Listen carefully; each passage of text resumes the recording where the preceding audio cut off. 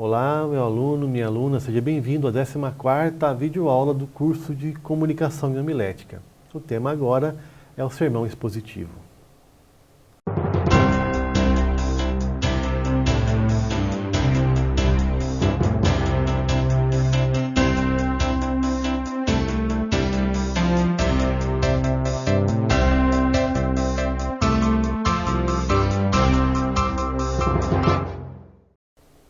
Há um provérbio oriental que diz o seguinte: eloquente é aquele que consegue transformar o ouvido em olho, de modo que os seus ouvidos possam ver aquilo que se fala. O sermão expositivo é aquele que dá essa facilidade, porque proferindo uma mensagem de forma expositiva, você pode levar o ouvinte para dentro do texto bíblico através da imaginação. Então, nós falamos na aula passada sobre o sermão textual, né, e agora vamos falar sobre esse tipo de sermão, que é o sermão expositivo.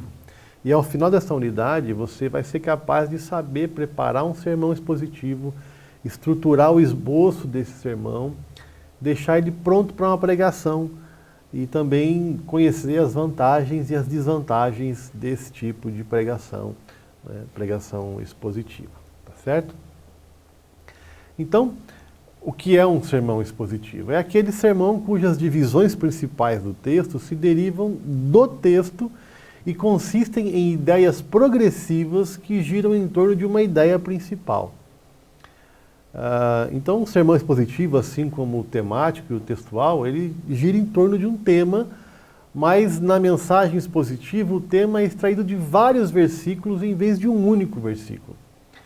Por isso, então, os vários versículos de uma passagem que dão origem ao tema único do sermão devem ser uma unidade expositiva, ou seja, formar um contexto.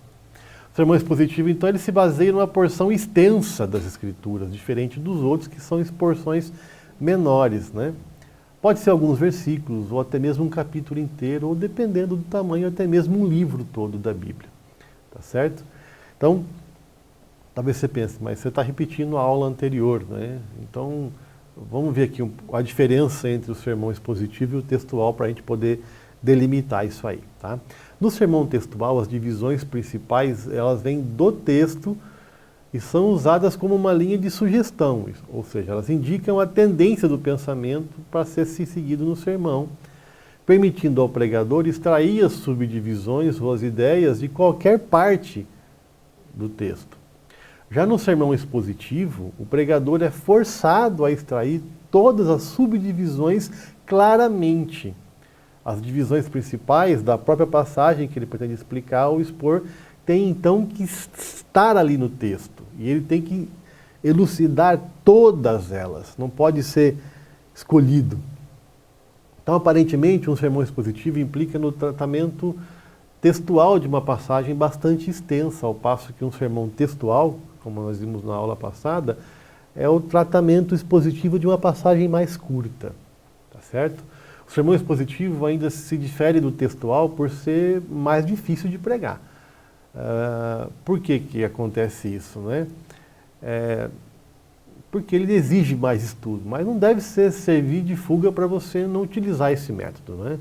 É um método ideal para você possa pregar pelo menos uma a cada 5 vezes nas suas pregações, né, para você desenvolver isso no seu ministério, né? Então, quando você começa a pregar sermão expositivo, eu recomendo que você escolha passagens não muito difíceis, principalmente no começo, né? Prefira passagens com parágrafos pequenos, né, e não capítulos muito longos. Eu quero ver, por exemplo, um exemplo do Salmo 121. Como ficaria um sermão expositivo do Salmo 121, né? Nós poderíamos ver, por exemplo, né, o primeiro tópico seria o Deus dos montes em expectativa, que está aí nos versículos 1 e 2. Né? Segunda divisão, o Deus que guarda sem tosquenejar, versículos 3 e 4. O Deus que é a sombra amiga, versículos 5 e 6. Aí, o Deus da vida tortuosa, versículos 7 e 8. Né? Então, apresentando esse salmo de maneira expositiva, a estrutura do sermão segue a estrutura da passagem. Ao pregar, você deve apresentar no púlpito sucessivamente cada uma das partes do salmo, por exemplo, no caso do nosso exemplo, né? Mostrando o que significa cada tópico e tendo em mente o sentido em si do texto aplicado aos nossos dias atuais, como nós falamos nas aulas de interpretação. Tem que lembrar também sempre que todo pregador deve aprender mais sobre o texto do que ele deseja ensinar para as pessoas, né? Para não ser pego de surpresa. Então você tem que sempre saber mais do que acha que pode pregar. Nos evangelhos, por exemplo, quase todos os parágrafos contêm um material para um sermão expositivo, né? O mesmo também pode se fazer no livro de Atos, né? Quase todos os capítulos de Atos podem ser pregados de forma expositiva. Em praticamente todos os livros da Bíblia, cada parágrafo inicia uma unidade de pensamento que pode ser usada para sermão expositivo. Então, essa divisão em parágrafos, em algumas versões da Bíblia, pode facilmente ser descoberta de um recurso que tem, né? Normalmente, a primeira palavra do parágrafo é em negrito. Em algumas Bíblias você tem isso, né? A primeira palavra, a primeira letra do parágrafo, ela é em negrito. Aquilo mostra que inicia um parágrafo. Tá? Eu não estou falando aqui de divisões de versículos, nem de capítulos, estou falando de parágrafos. Então, algumas Bíblias você encontra lá, você vai folheando, você vê a primeira letra, de repente tem uma letra lá em negrito. Aquilo lá significa que está começando um parágrafo, tá certo? Aí você começa a ler dali, vai até onde tem outro negrito, aquilo ali é um conteúdo, é um parágrafo, né? Uma perícope que você pode possivelmente estudar e pregar de forma expositiva. Às vezes o pregador pode apresentar um capítulo ou um livro inteiro da Bíblia de maneira expositiva, né? Principalmente em certos períodos do calendário litúrgico, como Páscoa, por exemplo, onde fica bom fazer um sermão expositivo no texto que fala da crucificação, por exemplo. Ou Natal, você faz um sermão expositivo sobre o nascimento de Jesus, né? Nos textos do nascimento de Jesus. Na Santa Ceia, que você pode fazer um sermão expositivo dos textos da ceia, né? Tanto quando Jesus faz a ceia, quando lá em Atos, não é, o autor do livro fala sobre a ceia, tá certo? E como eu falei no começo da aula, né, todo estilo tem sua vantagem e a sua desvantagem. Eu quero falar agora das vantagens de um sermão expositivo. A primeira vantagem é que a pregação expositiva ela honra as Escrituras, tratando ela como ela foi escrita, né? Você vai ter que trabalhar o texto da maneira que ele foi escrito e explicar isso para as pessoas. Então isso é uma vantagem. A segunda vantagem é que a pregação expositiva ela segue a tradição da igreja cristã desde os tempos apostólicos, né? Era a maneira como as pessoas pregavam, os apóstolos pregavam a Bíblia, né? Era expositivo. Em terceiro lugar, a pregação expositiva de qualidade, quando bem feita, bem preparada, tá certo? Ela alimenta o povo, porque a Bíblia é a melhor maneira de ajudar o povo a crescer em Jesus Cristo. A palavra de Deus tem poder. E quando você elucida essa palavra, você está lançando poder sobre as pessoas. Em quarto lugar, a pregação expositiva faz com que o pregador cresça a cada mensagem que ele faz, porque você vai aprender para ensinar e você vai crescer cada vez mais nisso. Mas todo método também tem suas objeções. E as objeções começam dizendo que muitos pregadores não sabem como preparar um sermão expositivo, porque é uma mensagem feita com um trecho longo da Bíblia. E às vezes acaba ficando um sermão longo e chato. E aí a pessoa que está ouvindo não entende nada ou perde todo o interesse já no meio do sermão. Então tem que ficar esperto com isso. Segunda objeção é que o sermão expositivo deixa evidente quando você não preparou o sermão. Porque se você não estudar a fundo o texto com a ajuda de comentários bíblicos, com outros livros, você só vai parafrasear o texto bíblico e não vai conseguir mostrar nenhuma ideia além do que as que já estão aos olhos de todos no texto. Então eu já vi gente dizendo que estava pregando de forma expositiva, mas na verdade ele estava traduzindo o texto para uma linguagem das pessoas, né? Contando historinha e testemunhos entre os textos bíblicos. Isso não é sermão expositivo. Então a objeção que eu nesse ponto é que se você não estudar, fica claro na cabeça das pessoas que você não se preparou, que você não está pronto para isso, né? Quando eu estudava teologia, a gente falava que você picou o fumo, né? Ficava só ali.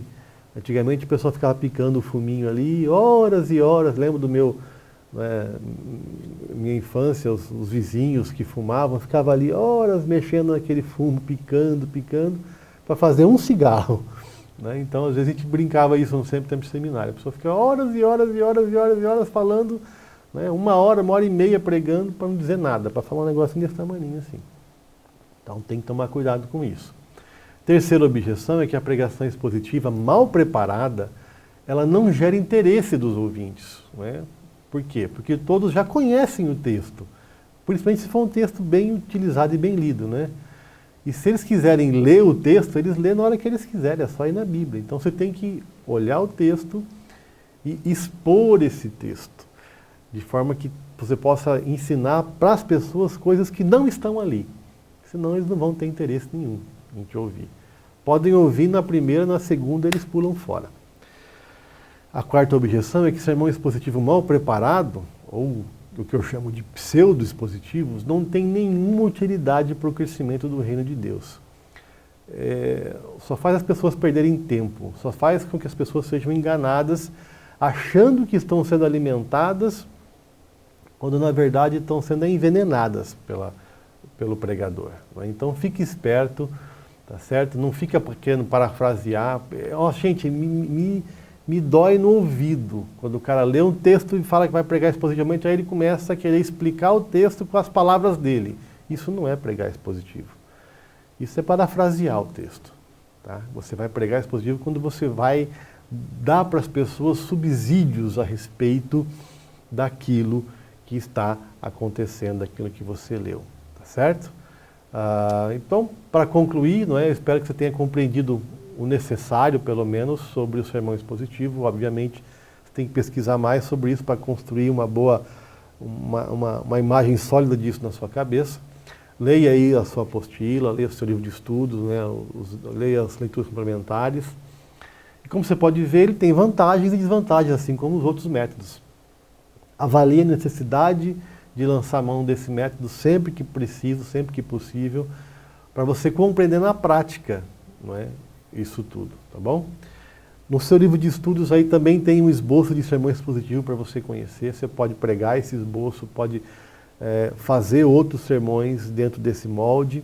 E eu creio que você vai gostar muito. Se você se preparar bem, as pessoas que vão te ouvir vão gostar também, tá bom? Deus te abençoe e até a próxima aula.